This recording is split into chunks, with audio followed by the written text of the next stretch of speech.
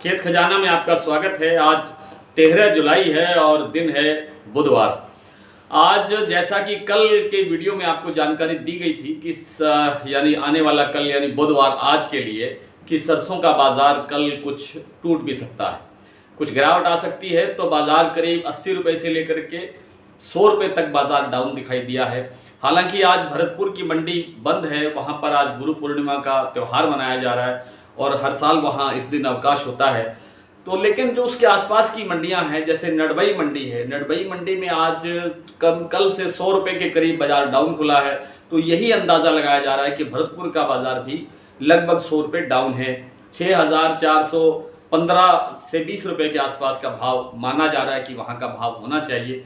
और जो जयपुर का भाव है वो 6,925 रुपये पर है, कल 6,950 था, 25 रुपये कमज़ोर है।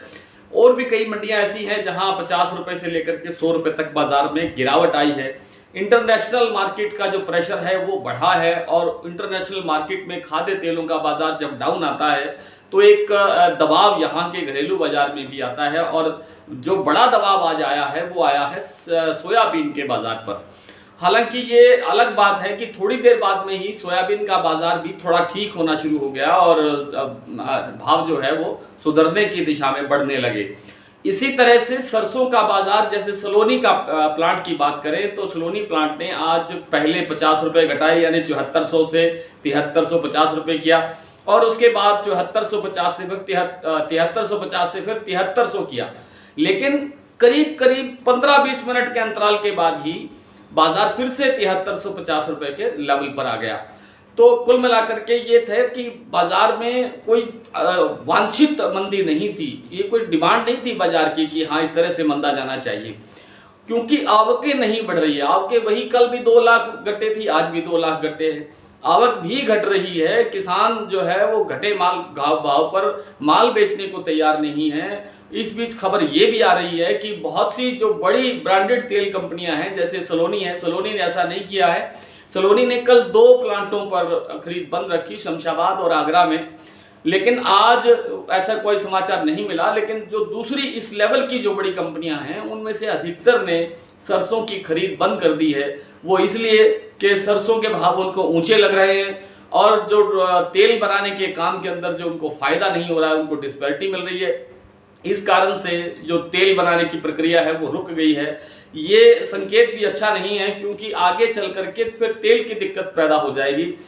खाद्य तेलों में सरसों का तेल बहुत महत्वपूर्ण तेल है और इसकी खपत मेरे ख्याल से सबसे ज़्यादा भारत में सबसे ज़्यादा होती है। और इसमें अगर किल्लत पैदा हो जाएगी तो फिर सरसों के भाव को, सरसों के तेल के भाव को कौन रोकेगा? कैसे आप बाज़ार को रोक पाएंगे जब एकदम किल्लत बनेगी? और आगे आगे क्योंकि डिमांड का सीज़न है, तो जब डिमांड बढ़ेगी सरसों तेल की तो फिर सरसों का बाजार तेजी के साथ अपने आप चलता हुआ दिखाई देगा।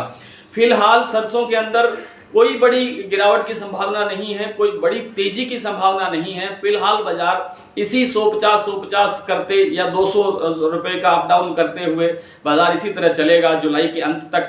और जुलाई के अंत तक मुझे लगता है कि ये जो बाजार है कुछ और ठीक होना चाहिए, कुछ और इसमें सुधार आना चाहिए। कॉटन बाजार में आप निरंतर देख रहे हैं गिरावट की तरफ बाजार बढ़ रहा है। जिन बाजारों में कल 9800 रुपये तक का नरमा के ढेरियों का कारोबार हुआ था, जैसे सिरसा है, एलनाबाद है, आदमपुर है, इन मंडियों में आज 9600 से नीचे के स्तर पर कारोबार होता हुआ दिखाई दिया है। आइए कुछ मंडियों के भाव देख लेते हैं सरसों के। आज भरतपुर का बाजार क्लोज है।